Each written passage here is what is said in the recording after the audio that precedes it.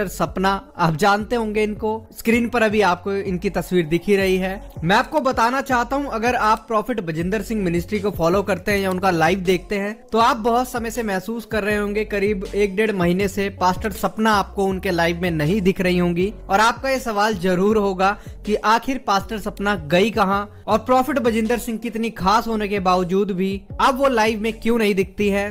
तो खुद आपको पास्टर सपना बताएंगे। आपकी लाइफ में इस समय स्ट्रगल है तो चिंता न करें, परमेश्वर ने आगे का जो तुम्हारे लिए रास्ता रखा है, जब वो डोर आज खुलेगा, परमेश्वर गवाही के साथ आपको ब्लेस करेगा। और वही मैंने आपको बताया, अगर आपके जीवन में कोई गवाही है तो स्क्रीन पे जो आपको नंबर दिखाया जा रहा है, इस नंबर पे आप अपनी गवाही को शेयर करें।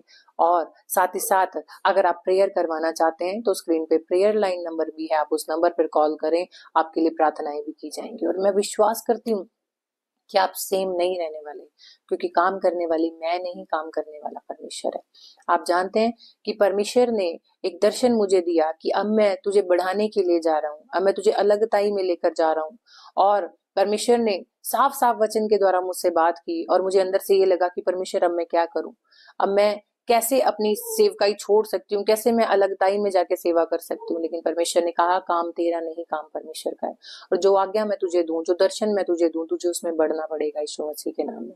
बहुत से लोगों ने मजाक उड़ाया, बहुत से लोगों ने बहुत सी बातें बोली, दोष भी लगे, लेकिन प्रभु ने फिर वचन में बोला कि जब यीशु मसीह को किसी ने नहीं छोड़ा, यीशु मसीह ने चंगाइयां लोगों की, जिन लोगों के बीच में यीशु मसीह बैठा करता था, जिनके साथ खाना खाया करता था, जिन लोगों को शिफा दिया करता था, जिन शहरों में से जाया करता था, उन्हीं लोगों ने उसे क्रूस पे चढ़ा दिया।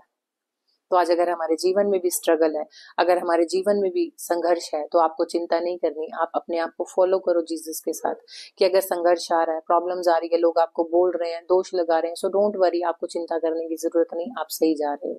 क्योंकि आपको बढ़ाने वाला कोई मनुष्य नहीं, आपको बढ़ाने वाला परमेश्वर है। और मेरा थर्ड पॉइंट जो परमेश्वर ने मुझे कहा, उसमें लिखा कि अभिषेक उतरता है। अभिषेक कैसे उतरता है? जैसे परमेश्वर के कलाम से मैंने आपको बताया था, प्रेरितों की पुस्तक उसका 10 अध्याय और उसमें लिखा 44 में और उसकी 46 आयत जो है, बहुत अच्छी वर्ष है। इसके अंदर लिखा कि पतरस ये बातें कर रहा था कि पवित्र आत्मा वचन के सब सुनने वालों पर उतर आया। यानी कि जो वचन को सुनते हैं तब पवित्र आत्मा उतर आता है। और जब पवित्र आत्मा आपके अंदर उतर आता है तो आप अभिषेक को प्राप्त करते हैं। पवित्र आत्मा आपके अंदर उतर आता है तो आप अभिषेक को प्राप्त करते हैं। और आपका अभिषेक परमेश्वर कभी नहीं लेता। परमेश्वर जो गिफ्ट आपको एक बार दे देगा उसे कभी परमेश्वर वापस नहीं लेता। लेकिन न्यू अभिषेक आपको कब परमेश्वर देगा? जब आप अपना कनेक्शन परमेश्वर के साथ रखेंगे। उसने तो वादा किया कि मैं तुझे तोड़ों को तेरे बढ़ाना चाहता हूँ, मल्टीप्लाई करना चाहता हूँ। तो नेक्स्ट आयत में क्या लिखा 46 में, क्योंकि उन्होंने भांति भांति की भाषा बोलते और परमेश्वर की बड़ाई करते सुना। इस पर पतरस ने कहा कि क्या कोई जल की रोक कर सकता है? क्योंकि लिखा कि एक बार अभिषेक जब परमेश्वर ने कर दिया और जब अन्य अन्य भाषा बोलने लगते हैं, जब आप आत्मा से आराधना करने लगते हैं, तो कहते हैं एक अभिषेक आपके ऊपर आना शुरू हो जाता है। और कहते हैं इस जल को कोई नहीं रोक सकता। अभिषेक तो बढ़ेगा, अभिषेक घटेगा नहीं। अभिषेक को परमेश्वर मल्टीप्लाई करता रहेगा, मल्टीप्लाई करता रहेगा और वो उंडेल लेगा कि आपके घराने की और लोग भी उस अभिषेक को प्राप्त करें यीशु मसीह के नाम में। तो आप चिंता ना करें, आपको अभिषेक देने वाला परमेश्वर है, आपको बढ़ाने वाला परमेश्वर है, आपको चंगाई देने वाला कोई मनुष्य नहीं, परमेश्वर है। क्योंकि संडे के दिन परमेश्वर आपको, सबद के दिन आपके जीवन में आपकी चिंताओं को खत्म करने के लिए, आपको ग्रेस देने के लिए, आपको फेवर देने के लिए, आपको लाइट देने के लिए, अथॉरिटी देने के लिए उतरता है यीशु मसीह के नाम में। अपने आप को कमजोर समझना बंद करें, अपने आप को ब्लेस्ड बोले, मैं आशीषित हूँ।